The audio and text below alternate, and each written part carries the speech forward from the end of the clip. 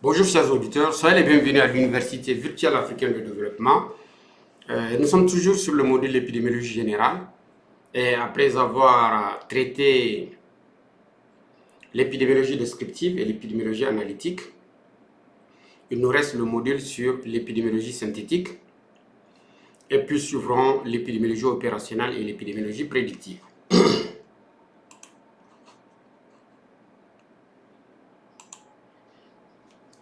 Il faut dire que l'épidémiologie synthétique a pour but d'expliquer les données de l'épidémiologie descriptive en se servant des informations explicatives fournies par l'épidémiologie analytique et la physiologie.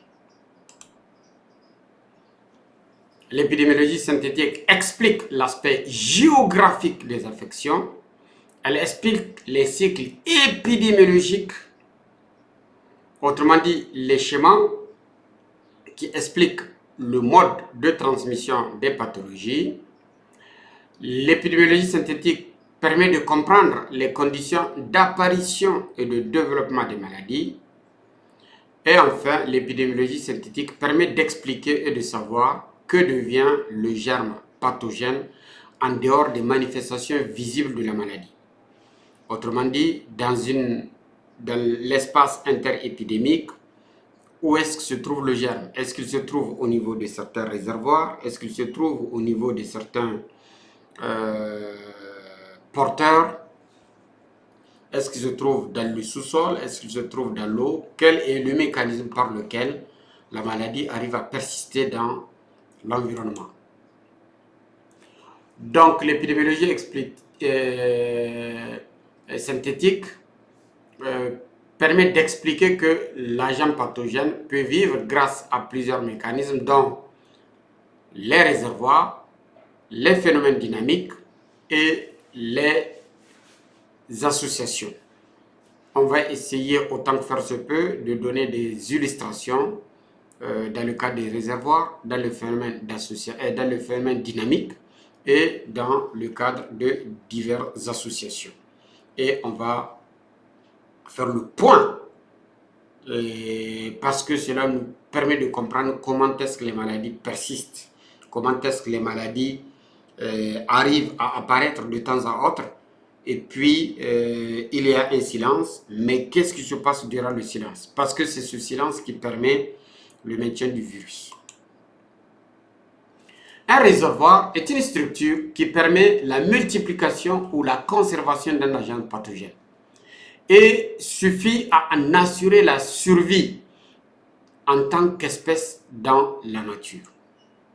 Donc, il faut dire que le réservoir ne souffre pas de l'infection, le réservoir n'est pas affecté par l'agent pathogène, aussi bien dans sa vie que dans sa reproduction. Ok? Et il faut dire qu'il y a trois types de réservoirs. Un, il y a les réservoirs qui sont des animaux vertébrés. Il y a des réservoirs qui sont des animaux invertébrés. Et puis même le milieu extérieur peut constituer un réservoir. Le réservoir vertébré, il ne souffre pas de l'infection et n'est pas affecté ni dans sa longévité, ni dans son comportement, ni dans sa fécondité par la présence du germe.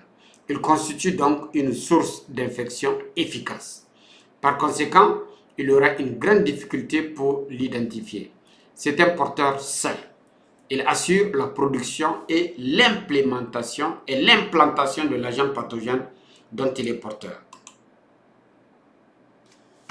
Le réservoir invertébré. Le réservoir invertébré, ce sont le plus souvent des arthropodes, qui peuvent être des tigres, des moustiques, des puces. Ils assurent la conservation de l'agent pathogène. Chez le moustique et chez certains tigres, l'agent pathogène peut être transmis par voie transovarienne, mais aussi de stade en stade. Donc il peut passer de l'arthropode à l'œuf, de l'œuf à la larve, de la larve L1 à la larve L2, de la larve L2 à la larve L3, de la larve L3 à l'imago, de l'imago au moustique adulte. dans le cadre de cette transmission transovarienne, l'exemple le plus connu, c'est la persistance de la fièvre de la vallée du Rift, dont le virus peut être transmis par voie transovarienne, si bien que des œufs de cette année peuvent rester quiescents, et lorsqu'il y a des inondations, les œufs vont éclore pour donner des larves, et les larves sont infectées par le virus de la fièvre de la vallée du Rift.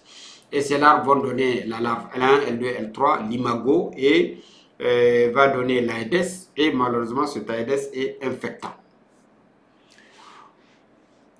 Donc en dehors des réservoirs vertébrés et invertébrés, il y a aussi le milieu extérieur. Le milieu extérieur peut être considéré aussi comme un dépositaire de germes pathogènes, particulièrement dans le cas des bactéries sporuleuses. Ce milieu extérieur peut être considéré comme un vrai réservoir lorsqu'il peut entretenir la multiplication du germe. C'est le cas par exemple de la listeuriose, c'est le cas par exemple de Pseudomonas pseudomallei, responsable de la morve, c'est le cas de Yersinia enterolithica, pour ne citer que cela. Il y a aussi le tétanos, il y a le charbon bactéridien, il y a le charbon symptomatique. Tous ces germes responsables de ces pathologies sont des germes sporulés qui produisent des chats maudits. Parmi les mécanismes qui permettent de maintenir un germe, il y a ce qu'on appelle les phénomènes dynamiques. Donc, en outre, le germe peut survivre grâce à des phénomènes dynamiques. Le germe peut survivre par passage d'un sujet atteint à un sujet sain. Il s'agit pour l'espèce microbienne de se propager dans la population animale moins vite que ne se renouvelle la réceptivité de la population. L'exemple, c'est l'exemple de la rage. En effet, considérons un chien en absence de tout signe clinique qui mord et transmet le virus. L'incubation de la rage est de 6 mois à 1 an, en moyenne 1 à 2 mois. C'est ainsi qu'on qualifie la population canine de réservoir à titre collectif, car le chien lui-même n'est pas un réservoir, car il en meurt de la maladie.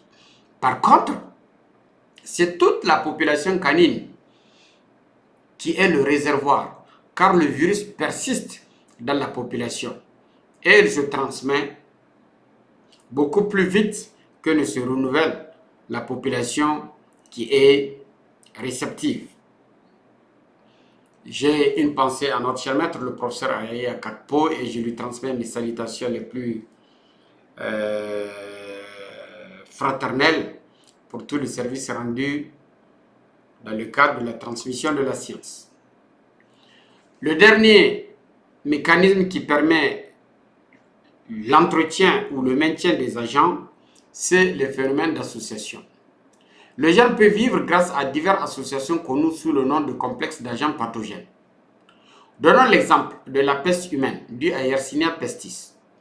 Le vecteur, autant pour moi, est la puce des rongeurs. Ce rongeur, en même temps, est un réservoir. La puce se nourrit sur le rongeur infecté. Ensuite, va se nourrir sur l'homme. Le germe peut être éliminé par le rongeur via les urines et les déjections, d'où un sol qui est souillé. Sur le sol où un rongeur a disparu depuis longtemps, un autre rongeur peut le coloniser et sera infecté. Ce qui fait qu'on a le lien suivant, ou l'association suivante. Rongeur, sol, rongeur infecté, puce, homme, et l'homme va faire la maladie. Ça, c'est le complexe d'agents pathogènes. Parlons à présent du silence interépisodique. Le silence interépisodique est le temps qui sépare deux épisodes. Donc la maladie disparaît après l'épisodie, mais le germe persiste dans le foyer naturel, avec parfois des cas sporadiques. La maladie réapparaît lorsque la population sensible se reconstitue. Donc le germe se maintient grâce à plusieurs mécanismes, le temps que ne se renouvelle une population qui est sensible. En résumé, l'épidémiologie synthétique complète l'épidémiologie analytique en expliquant le pourquoi, en expliquant le comment de la maladie. L'épidémiologie synthétique permet d'envisager un précis de risque, mais également une modélisation biomathématique qui conduit à une simulation pour la mise en place d'un plan de prophylaxie et d'en estimer le coût. Donc, mesdames et messieurs, voilà ce que j'ai bien voulu vous présenter dans le cadre de ce module qui est relatif à